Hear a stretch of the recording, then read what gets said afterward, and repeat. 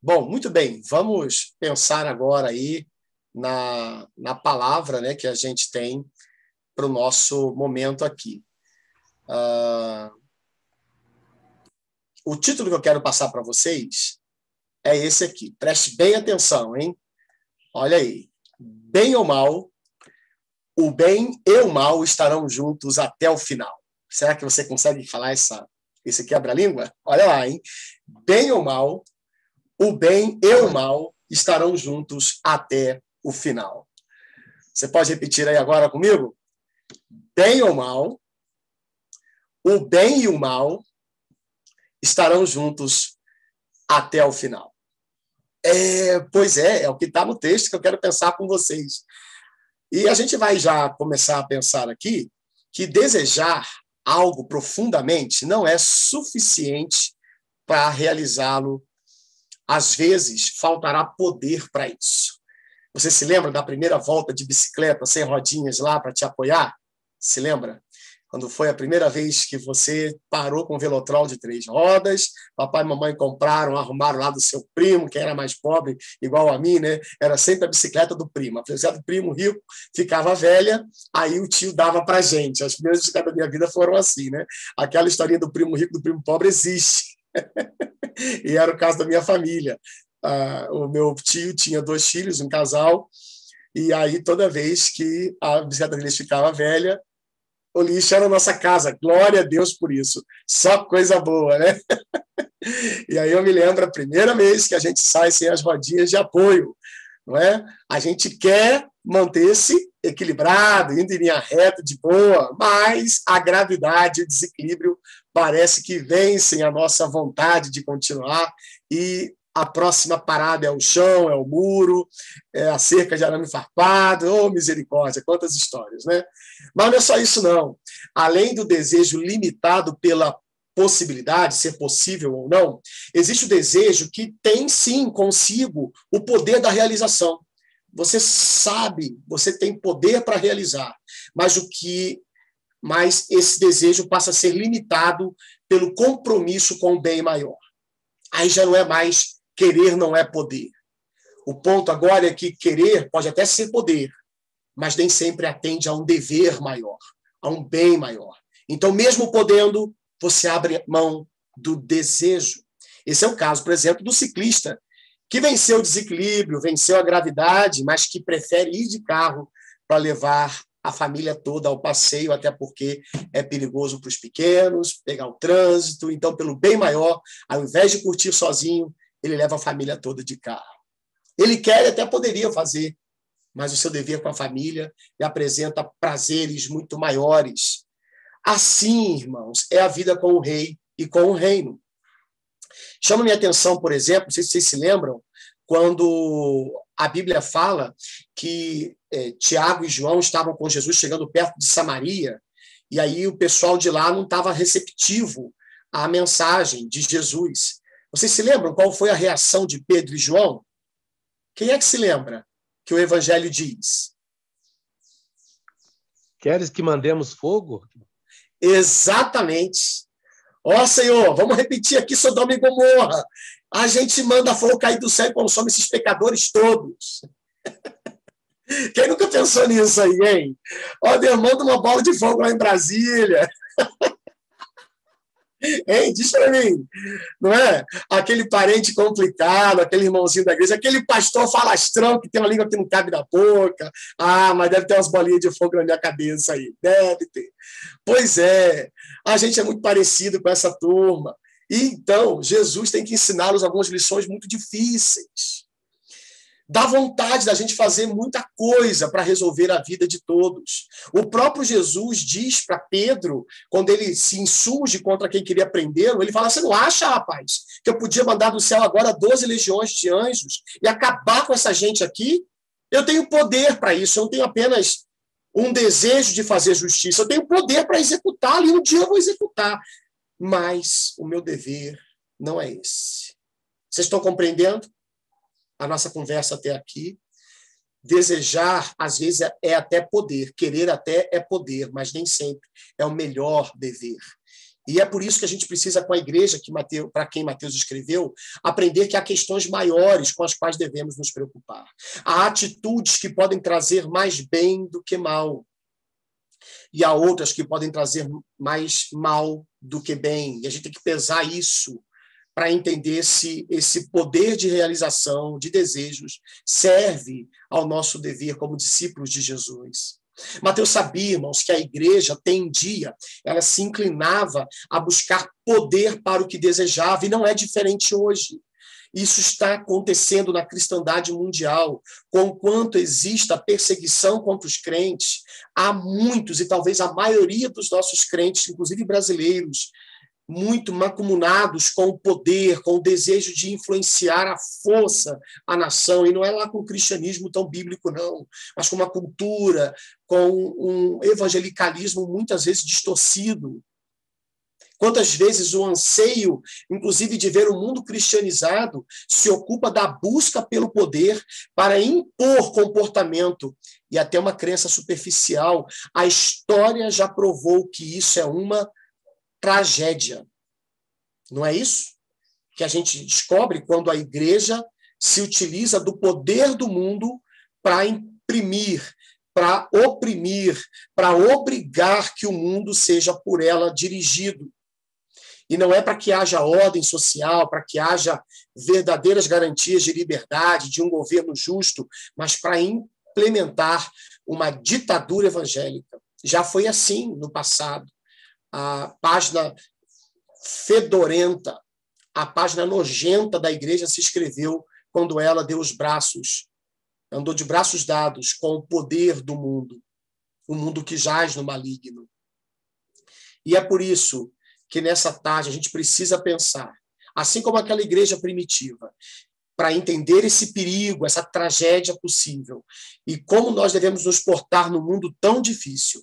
Mateus nos ensina que, diga comigo de novo, bem ou mal, o bem e o mal estarão juntos até o final. Isso é coisa do pastor Luiz Saião, não estou copiando o sermão dele não, mas que eu gosto do jeitinho dele, eu gosto. Muito bem. Em primeiro lugar, eu vou colocar para vocês aqui a minha tela. Queria pensar com vocês sobre uma parábola apoiada por duas. É o que acontece aqui. Antes da gente continuar, só por uma questão de método, algumas pessoas costumam tirar as duas parábolas que o Mateus coloca aqui no meio e fazem exposições separadas delas e juntam essa primeira parte com a última parte em que há a explicação da parábola do joio e do trigo. Mas eu entendo, irmãos, que especialmente em passagens narrativas, históricas, de explicação teológica, diferente da literatura proverbial, essas sessões têm propósito, elas têm um porquê de estarem assim arrumadas, que o Espírito Santo deu para o autor sagrado. Então, eu desejo fazer assim, e é por isso que está dessa forma aqui, tá? Nosso primeiro ponto, portanto, é uma parábola apoiada por duas. Leiam comigo em sua telinha, por favor, em silêncio, aí, se abrir seu microfone, mas se quiser, pode ler em voz alta em sua casa. Mas sem abrir o microfone, por favor, senão embola o som. Jesus lhes propôs outra parábola, dizendo: o reino dos céus é semelhante a um homem que semeou boa semente no seu campo. Mas enquanto todos estavam dormindo, veio o inimigo deles, semeou o joio no meio do trigo e foi embora. E quando as plantas cresceram e produziram fruto, apareceu também o joio. Então, os servos do dono da casa chegaram e disseram: patrão, o senhor não semeou boa semente no seu campo? De onde então vem o joio? Ele, porém, lhes respondeu: o inimigo fez isso. Mas os servos lhe perguntaram: o senhor quer que a gente vá e arranque o joio? O dono da casa respondeu: não, porque ao separar o joio, vocês poderão arrancar também com ele o trigo. Deixem que cresçam juntos até a colheita. E no tempo da colheita direi aos ceifeiros: ajuntem primeiro o joio e amarrem-no em feixes para ser queimado, mas recolham o trigo no meu celeiro. Versos 24 a 30 aqui. Essa é uma parábola muito fácil para entender o seu sentido mais superficial, conforme a historinha contada, né? Era uma coisa muito conhecida daquelas pessoas, o fato de que as raízes do joio se desenvolviam mais profundamente e se entrelaçavam na raiz do trigo. Além da raiz do trigo ser mais superficial, elas acabavam se entrelaçando com a do joio. Era inevitável. Arrancou o joio, o trigo saía junto. E então Cristo utiliza disso para ajudar os discípulos a entender mais um dos mistérios do reino. Mateus poderia ter incluído aqui a explicação que vem logo depois, dos versos 36 até o 43. Mas provavelmente, irmãos, para demonstrar à igreja que lia pela primeira vez o seu evangelho, e também a nós, que não se trata só de coexistência do bem e do mal, o que Cristo quer conversar com os discípulos não é para assustá-los e desanimá-los pelo fato de ter que esperar o final para tirar o mal do mundo. Mateus, então, introduz aqui, obviamente, inspirado pelo Espírito Santo, e provavelmente reproduzindo exatamente o que Cristo tinha dito, ele introduz mais duas parábolas que demonstrarão que, no final, o bem vence. Isso é certo. E eu quero também projetar para vocês o que Mateus coloca em seguida. Assim escreveu Mateus. É ato contínuo, verso 31. Jesus acabou de falar a parábola do joio e do trigo, ele passa agora a Mateus narrar isso aqui. Jesus lhes propôs outra parábola, dizendo: o reino dos céus é semelhante a um grão de mostarda que um homem pegou e plantou no seu campo. Esse grão é, na verdade, a menor de todas as sementes, mas quando cresce, é maior do que todas as hortaliças e chega a ser uma árvore, de modo que as aves do céu vêm se aninhar nos seus ramos. Jesus lhes contou ainda outra parábola. O reino dos céus é semelhante ao fermento que uma mulher pegou e misturou em 3 medidas de farinha até ficar tudo levedado. Isso está em Mateus 13, versos 31 a 33. Muito didática a forma de Cristo ensinar. Chama muito a atenção da gente. O que está acontecendo aqui? O que Mateus está fazendo é mostrando para aqueles irmãos algo que eles conheciam muito bem. Havia um ditado popular, na verdade, a semente da mostarda, o grão da mostarda não é a menor das sementes, literalmente, mas era um provérbio usado, inclusive, há outras literaturas do tempo de Cristo que usam isso, para mostrar que, porque ela era a maior hortaliça, chegando até 3, 4 metros de altura, imagina uma hortaliça desse tamanho, ela, conquanto ficasse tão grande, ela começava muito pequena, diferente das outras hortaliças, que até poderiam ter sementes menores, iguais, mas elas não ficavam tão grandes depois. A mostarda era usada para isso, para mostrar que aquela árvore, que na verdade era uma hortaliça, tem noção disso? Ficava do tamanho de uma árvore, exatamente, uma árvore comum, mas ela vinha de uma semente pequena, e aí isso se mostra como semelhante ao reino dos céus. Ele também usa o que era muito comum na visão daquelas pessoas, que era a fermentação da massa. O reino dos céus é semelhante ao fermento que uma mulher misturou numa medida de massa que daria aproximadamente para 100 pessoas comerem pão. Cerca de 20 litros, aliás, 20 quilos de farinha. Era o que essa medida de farinha significava, de 17 a 20 litros de medida, né? Uma coisa grande, muito grande. E o fermento colocado era muito pequeno. A gente sabe disso até hoje, né? A gente, quem vai para a cozinha aí, gosta de fazer um bolo, gosta de fazer... Aliás, meu fogão parou de funcionar. A parte do forno lá, porque o bendito do fermento fez crescer demais o bolo, a massa transbordou do tabuleiro e entupiu a parte do automático, faz, né, para poder ligar lá a paradinha, e a gente tentou limpar, mas não conseguiu pegar aquela parte. Agora tem que pegar aquele negócio lá no forno, botar aquele papelzinho esticado, pegando fogo na ponta e bota lá dentro, aquele negócio que é um fuzuê para conseguir ligar o forno, né? A Bianca tem que arrumar um marido um pouco mais útil para a casa dela. Mas vamos lá.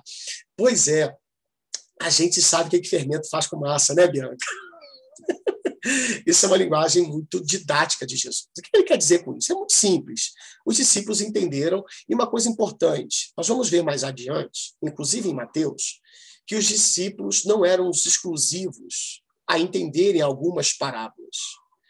Em certo nível, as parábolas eram dadas de forma muito óbvias, como é o caso dessas duas.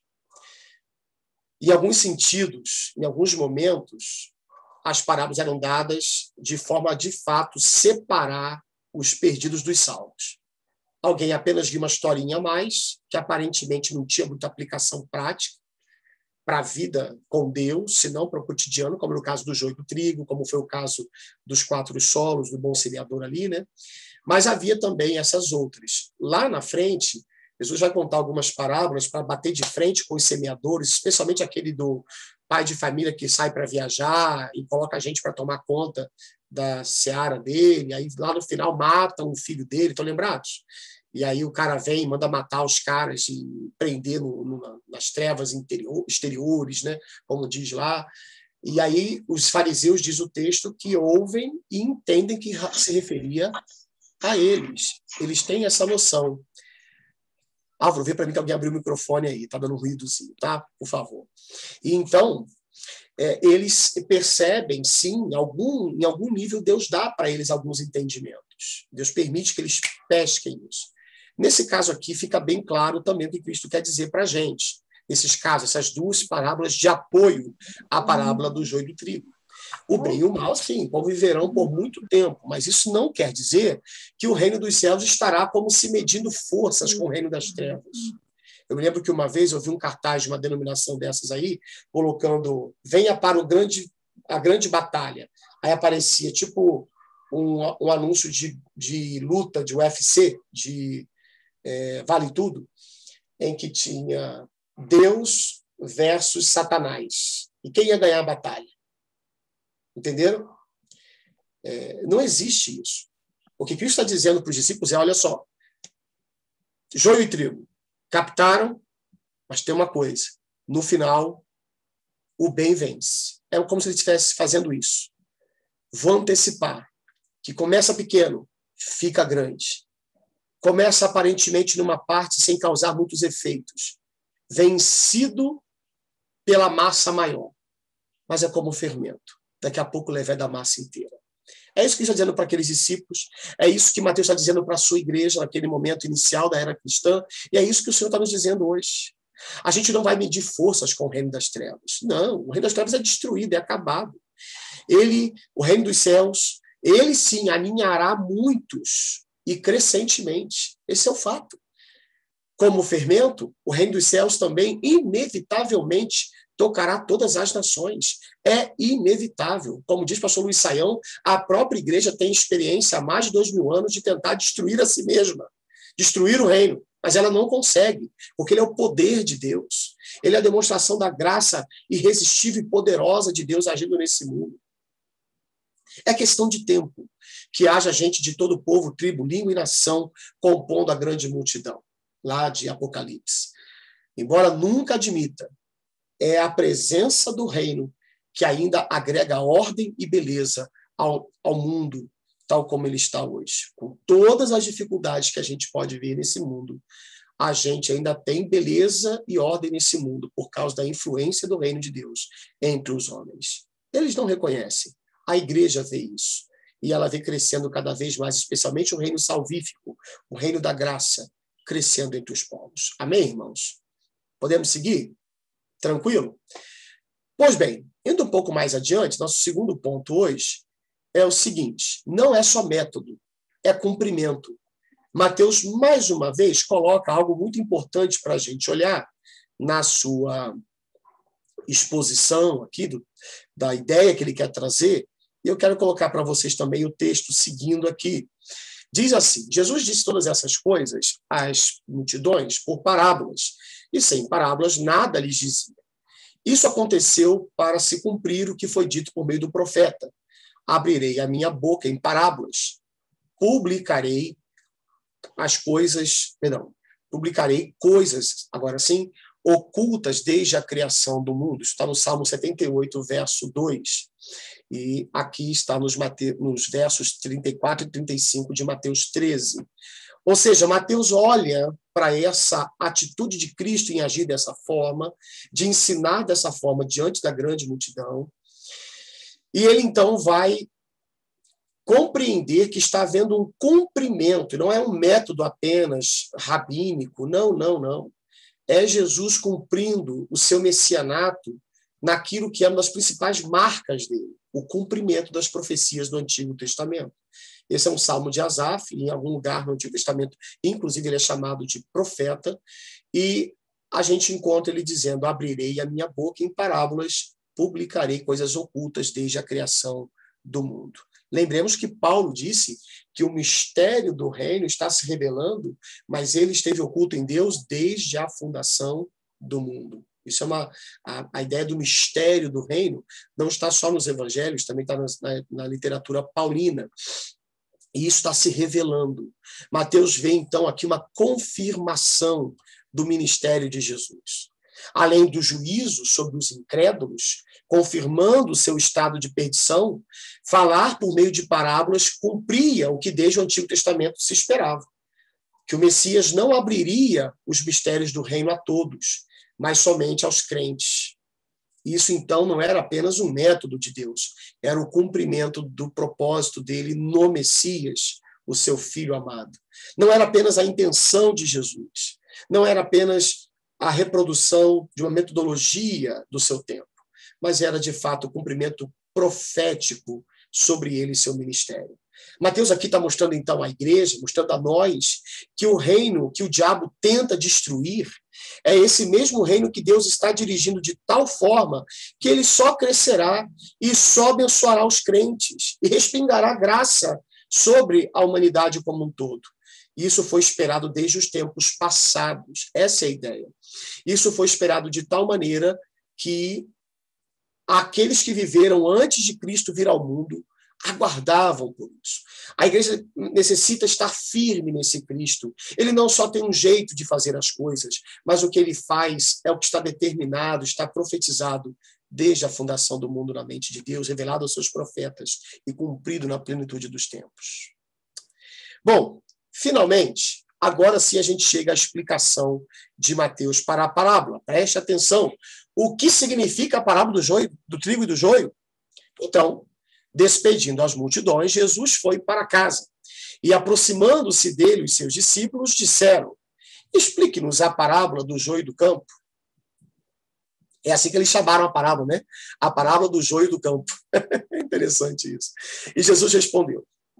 Preste bem atenção, irmãos, porque Jesus aqui, pastor Marcos, pastor Tony está lá em Barão de Aquino, né? Daiane, Bianca, que trabalha com as crianças também, Mamília, demais professores das crianças, Álvaro, pastor João Paulo, né? Aqui Jesus faz o seguinte: pregador, o esboço está pronto. O comentário está pronto. É só você não falar bobagem. E olha, eu fico pasmo. A maior parte dos comentários que eu tenho aqui em casa identifica o campo com a igreja. E fala da igreja ter solidariedade com os pecadores no meio dela. Só tem um problema. Jesus foi categórico. O campo é o mundo, não é a igreja. E aí eu tenho um monte de gente boa da história da igreja mais para trás, gente mais recente. E aí os caras fazem toda uma explanação. E é verdade, tem vários textos bíblicos que vão falar sobre isso. Eu vou mostrar para vocês aqui hoje. No entanto, aqui ele não fala da igreja, aqui está falando do mundo. E a gente vai pensar como Jesus pensa, tá bom? Direitinho, tal como ele está colocando aqui. Vamos lá, então, vamos seguir a nossa leitura da explicação da parábola. Estou aqui, ó. Ok? O que semeia a boa semente é o Filho do Homem. Jesus está falando de si mesmo. O Filho do Homem, que é uma nomenclatura que fala, inclusive, da sua divindade, referindo-se a uma visão lá de Daniel 7.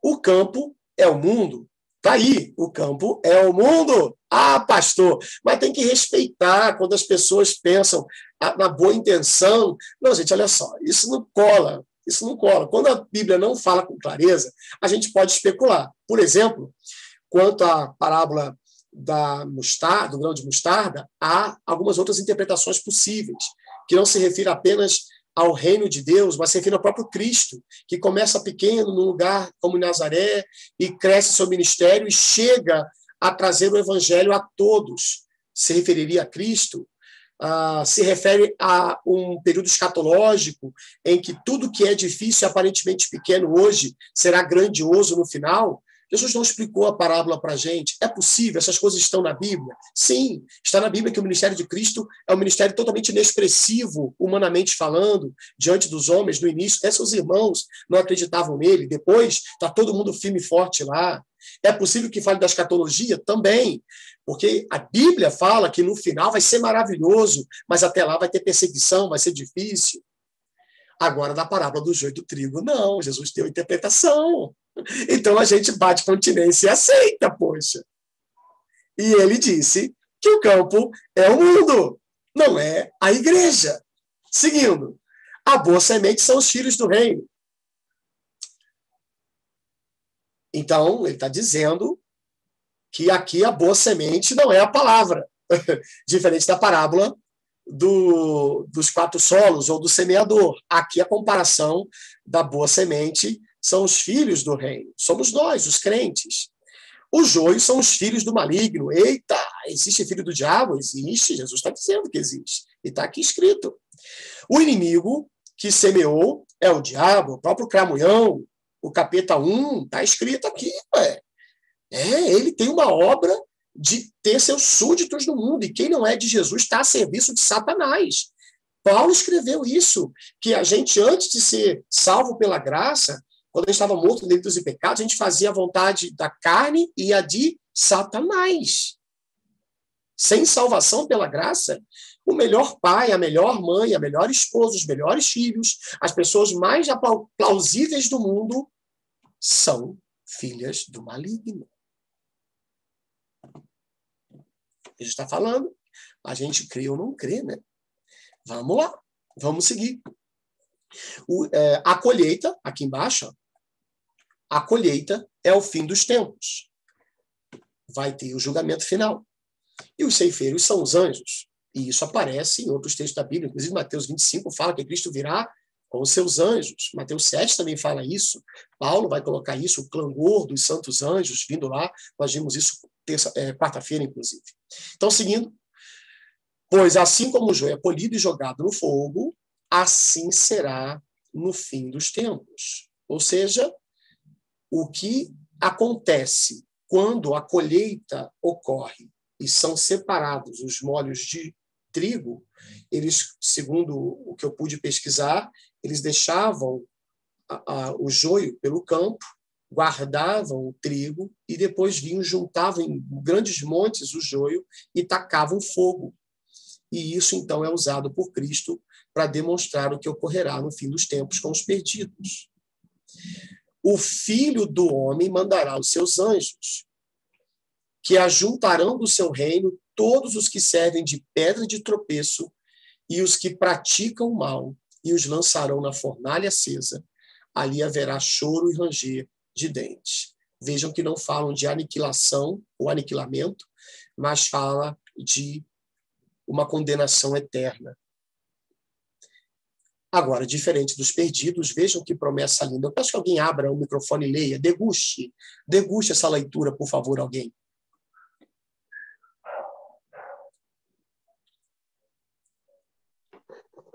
Então os justos resplandecerão como o sol no reino de seu Pai. Quem tem ouvidos para ouvir, ouça. Obrigado, irmã Miriam. Olha que coisa linda, meus irmãos. Mas cheia de graça. Essa, sim, de fato, é linda e cheia de graça. Os justos resplandecerão como o sol. Lá em Apocalipse nos é dito que Deus será o nosso sol. E aqui Jesus diz que nós sempre seremos reflexos da luz dele. Nós resplandeceremos como o sol. Haverá beleza final, a glorificação a que Paulo se refere tantas vezes. Ela ocorrerá e chegará ao fim, essa coisa de bem ou mal, o bem e o mal estando juntos até o final. O final chega e essa história acaba. Só o bem para sempre. Só o resplendor da glória de Deus em nós. Isso é maravilhoso, né, meus irmãos? Eu acredito que não carece de maiores explicações. Está muito claro o que Jesus colocou aqui. Se você Se esqueceu do que significa a parábola? É só ler o comentário de Jesus. Ô, Jesus, misericórdia. Sabe o comentário de Mateus? Eu estou com alguns aqui perto de mim. Estou com esse aqui, né? Por exemplo, ó, tá aqui pertinho de mim. Tem esse aqui também, ó. O comentário de Mateus. Aí, você quer entender a palavra do joio, trigo? Lê o comentário de Jesus ao Evangelho de Mateus. É só você pegar Jesus explicando. Ele dá toda a explicação. Eu faço questão de ler de novo para você. E se você é filho do Senhor, isso vai te trazer alento. Mas se você está longe do Senhor, isso vai te trazer tormento. Mas você não está no juízo final. Você está aqui agora. Você pode mudar de lado. Pois Jesus é perito em transformar joio em trigo. Ele fez isso comigo. Ele pode fazer contigo. Leia comigo de novo, por favor, então, a explicação de Jesus. Deixa eu botar para vocês. Então, despedindo as multidões, Jesus foi para casa. E aproximando-se dele, os seus discípulos disseram: explique-nos a parábola do joio do campo. E Jesus respondeu: o que semeia boa semente é o filho do homem. O campo é o mundo. A boa semente são os filhos do reino. Ele está dizendo que a boa semente que o Filho do Homem planta no mundo é a gente que crê nele como Salvador e Senhor. Eu não consigo deixar, irmãos, de pensar que Jesus me vê como uma boa semente. Lembra de Paulo, Álvaro?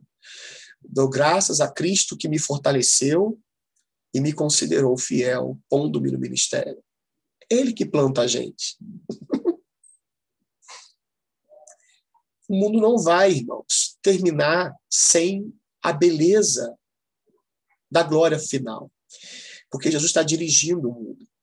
E ele tem plantado sempre a boa semente. Aqui não é a palavra, aqui somos nós. O nosso casamento, a criação dos nossos filhos, o nosso respeito pelos nossos pais, tudo isso para a glória de Deus, não para o moralismo cristão. O Senhor está fazendo isso no mundo. É você, Daiane, lá na assistência social, é o irmão Celso como motoboy, é o Álvaro como auxiliar do seu papai no trabalho da confecção, é a Bia na Secretaria de Educação, é o pastor Marcos no Ministério Público, é a irmã Ana na confecção, é o irmão Zedequias fazendo reformas lá na casa da cunhada em Rio das Ostras, é a irmã Marlene na casa da Neide se cuidando. Nós somos filhos do reino, plantados por Jesus. Isso é tão bonito, tão gostoso. Ah, mas também há o joio. Os joios são os filhos do maligno, o inimigo que semeou é o diabo. Quem não está com Jesus é plantado pelo diabo. A colheita é o fim dos tempos, vai acontecer, e os ceifeiros são os anjos, santos anjos, obviamente, aqui. Pois assim como o joio é colhido e jogado no fogo, assim será no fim dos tempos. O Filho do Homem mandará os seus anjos, que ajuntarão do seu reino todos os que servem de pedra de tropeço e os que praticam o mal, e os lançarão na fornalha acesa, e ali haverá choro e ranger de dentes. Abram os olhos vocês que não estão com o Senhor Jesus. Se não estão com ele, estão com Satanás e serão punidos eternamente se não se arrependerem.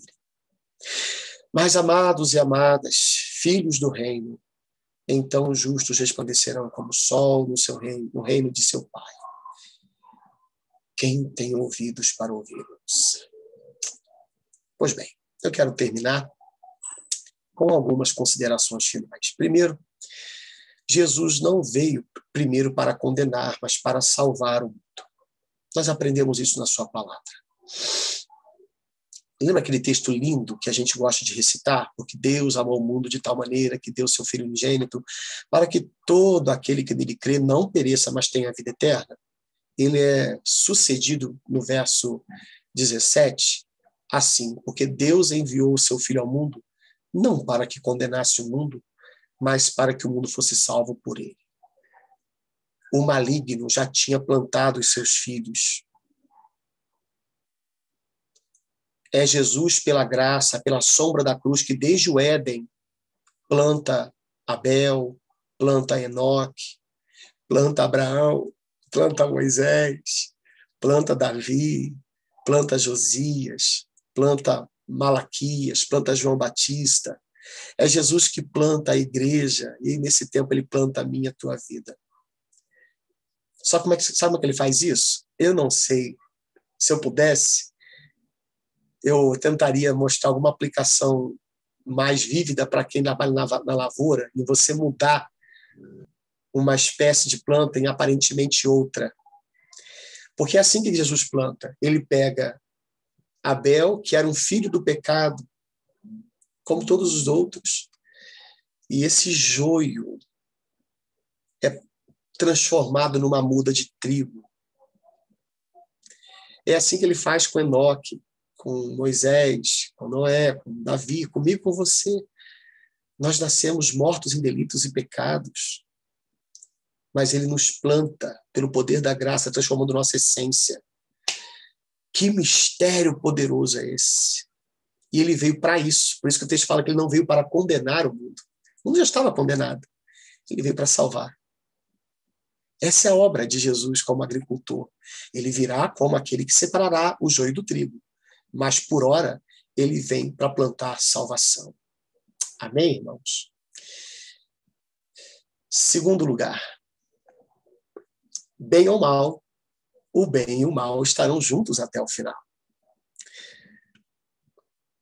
A gente precisa aceitar essa realidade. A igreja não deve jamais tentar remover pessoas e práticas mundanas pelo poder da força, amados. Chama minha atenção imensamente alguns textos de Paulo, permitam-me ler aqui para vocês. Quando Paulo escreve aos Coríntios, no capítulo 5, ele fala assim: na outra carta já escrevi a vocês que não se associassem com os impuros. Refiro-me com isto não propriamente aos impuros deste mundo, aos avarentos, ladrões, idólatras, pois neste caso vocês teriam que sair do mundo. Perceberam? Jesus disse isso com clareza na parábola. Não é o tempo da gente usar de força para arrancar joio. E muitas vezes nós gostamos da possibilidade de termos o poder do Estado, o poder da polícia, o poder das leis, para imprimir, para forçar o reino dos céus ser implementado. É isso que os fariseus queriam. Eles rejeitaram a Cristo porque eles queriam que Jesus derrotasse o Império Romano e trouxesse uma libertação na autonomia nova, de volta para o povo, a glória do tempo do rei de Israel, lá o rei Davi, quando Davi fez de Israel, aliás, Deus fez de Israel nas mãos de Davi a maior potência do mundo naquela época. Não, Jesus não veio para isso. Ele disse que meu reino não é deste mundo. Então a igreja tem que tomar muito cuidado para não abraçar as possibilidades de colocar nas mãos as armas contra a carne e contra o sangue. As nossas armas são poderosas em Deus. É pelo poder da persuasão, do poder do Espírito, e não pela opressão do poderio humano. Jesus disse que os governadores, os homens poderosos do mundo, reinam sobre as pessoas, mas não seria assim com a gente, porque também não foi assim com ele. Ele não veio para ser servido, mas para servir e dar a vida em resgate de muitos. Isso não quer dizer que você não possa, como cidadão, requerer justiça, responsabilidade, a punição do crime, seja o que for. O ponto é aquilo que é pertinente à igreja, na pregação do evangelho e na transformação de vidas. Isso não cabe ao poderio humano. Não está em nossas mãos pedir a Deus que mande fogo do céu para acabar com as Sodomas, as Samarias de hoje. Está em nossas mãos interceder para que ele salve vidas. Enquanto ele não salva, a gente convive. Porque a gente teve uma época que foi perdido também. E imagina se ele agisse daquela forma enquanto a gente era perdido. Haverá um dia que ele fará isso. Mas isso virá do céu, não de Brasília.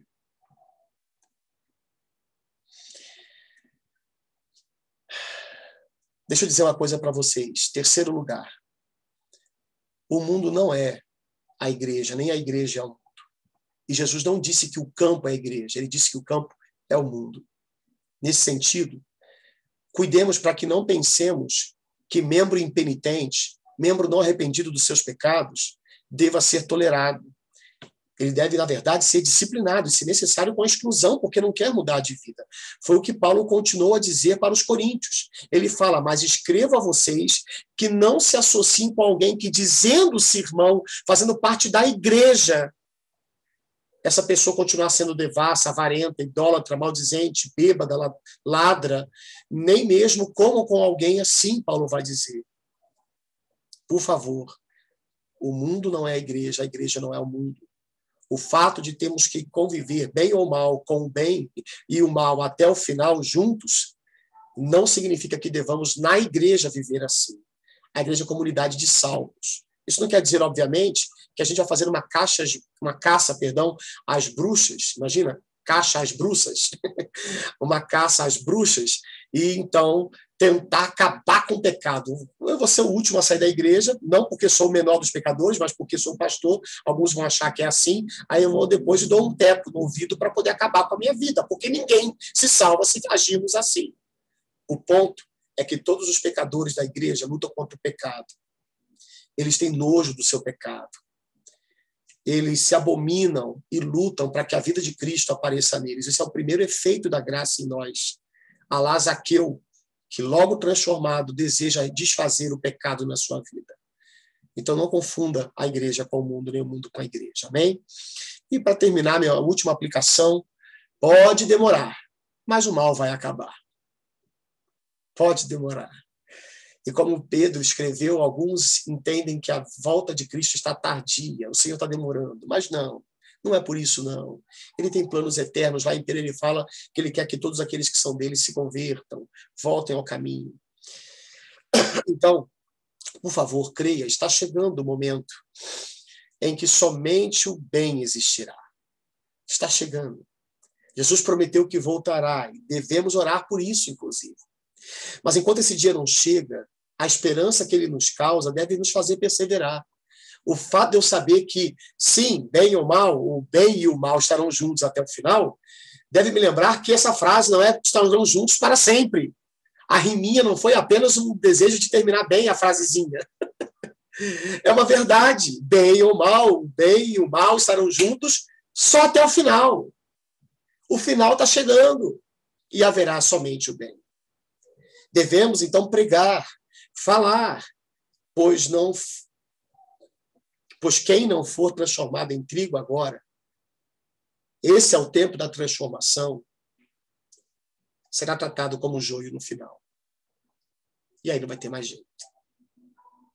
Um dia do céu se revela a justiça final de Deus. E aí, para aqueles que deram ouvidos à voz do Senhor, plantados por Jesus no seu próprio campo, que é esse mundo, irão para o celeiro do Pai. Mas quem foi encontrado o joio está perdido. Vamos orar? Feche seus olhos. Falemos com o Senhor. Ah, Senhor, obrigado por essa palavra. Obrigado porque há filhos do reino. Obrigado, Senhor, porque há boa semente que o Senhor Jesus planta. Obrigado, Senhor. Permita que o trigo frutifique e vença a presença do joio. Lamentamos, Senhor, a realidade de que o mal continua existindo. Não festejamos isso. Como tem sido difícil ver o mundo se perdendo cada vez mais, pois o joio frutifica e frutifica bem. Como os filhos das trevas são prudentes em praticar as obras das trevas. Mas obrigado, Senhor, porque cada vez que um filho do reino é plantado, é porque um joio foi transformado. Foi assim comigo. É assim com cada um daqueles que aqui são seus filhos por meio de Cristo. São plantados pelo Senhor como carvalhos de justiça, para a tua glória, Senhor. Eu peço ao Senhor, ó Pai, que o Senhor nos dê a esperança da vida eterna, que já é uma certeza, mas ainda não é consumada. Haverá o dia em que esse mal não estará mais perto. E obrigado por saber que esse dia se aproxima. Sustente em nós, ó Deus, essa certeza, essa esperança cristã. E dá que, enquanto te esperamos, por meio de Cristo, usa-nos, ó Deus. Dá-nos que sejamos usados por ti para que muitas vidas sejam salvas. Priva-nos, ó Deus, de trair o que Cristo ensinou. e que não viremos ceifeiros, substitutos dos anjos no tempo errado. Que também não sejamos tolerantes com o pecado no meio da igreja. Mas que cada coisa no seu lugar. Sejamos sal e luz para esse mundo, como igreja, mas sejamos mãos estendidas para o joio perdido. Nós te pedimos em nome de Jesus. Amém. Deus abençoe, irmãos. Louve e adore ao Senhor, que plantou a boa semente nesse lugar. Amém. Vamos louvar.